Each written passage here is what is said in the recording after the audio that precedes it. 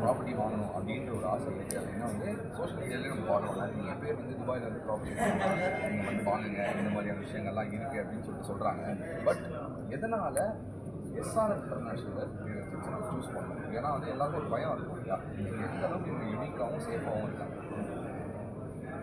இந்த முக்கியமான பாயிண்ட்ஸை வந்து சொல்ல வேண்டியது அப்படின்னு சப்போஸ் வந்து ஒரு ப்ராப்பர்ட்டியை வந்து வாங்கிட்டோம் அப்படின்னா துபாயில், அதுக்கப்புறம் வந்து அதை வந்து சப்போஸ் நம்ம வந்து அங்கே இருக்க போகிறது இல்லை, நம்ம வந்து ரெண்ட்டுக்கு தான் கொடுக்க போகிறோம் அப்படின்ற பட்சத்தில் இவங்களே வந்து அதை ரெண்ட்டுக்கும் வந்துட்டு அங்கே பேசி கொடுக்குறது, அந்த வேலையை பண்ணுறதா சொல்லுவாங்க. அது ஒரு நல்ல பாயிண்ட்டாக இருந்தது. ஏன்னா லைக் நம்ம போய் எல்லாத்தையும் பேசி என்ன ரெண்ட்டுன்றதை கண்டுபிடிச்சி பண்ணுறத விட இவங்க பண்ணும்போது அந்த இந்த அது கரெக்டான ஒரு அமௌண்ட்டுக்கு அந்த மாதிரி விஷயங்கள். அடுத்தது வந்து சப்போஸ் வந்து இப்போது ரீசேல் பண்ண போகிறோம் அப்படின்னா நம்ம திருப்பி அதே மாதிரி ஒரு கஸ்டமருக்கு பிடிச்சி ரீசேல் பண்ணுறதுன்றது கொஞ்சம் அது ஒரு ஹெக்டிக்கான ஒரு ஸோ அதுவும் இவங்களே பண்ணி தரதா சொன்னாங்க. ஸோ அதுவும் அண்ட் அதுக்கப்புறம் பார்த்தீங்கன்னா அது அப்ரிஷியேஷனோட லைக் ரீசேலும் போது அஃப்கோர்ஸ் அப்போ இருக்கிற அந்த அப்ரிஷியேஷனோட சேர்த்து பண்ணுறது.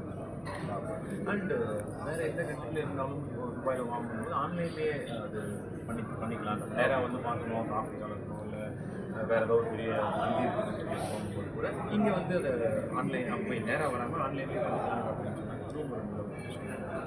நானும் கேட்குறேன். ஏன்னா வந்து இப்போ சென்னையில் நம்ம இருக்கோம். ஸோ நம்ம வந்து இங்கே சென்னையில் வந்து பொண்ணு கிடைக்கிறது எந்த அளவுக்கு ஒரு பெரிய டாஸ்க், அந்த மாதிரி வீடு கிடைக்கிறது பெரிய பெரிய டாஸ்க்.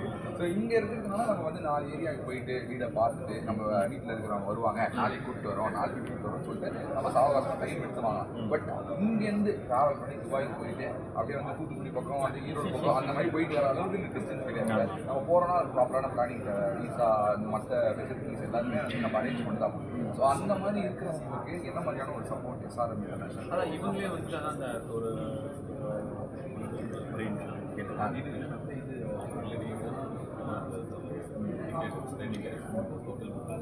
ஏர்போர்ட் ஹோல் பேக்கேஜ் பண்ணி கொடுக்குறோம். ப்ளஸ் வந்து லோன்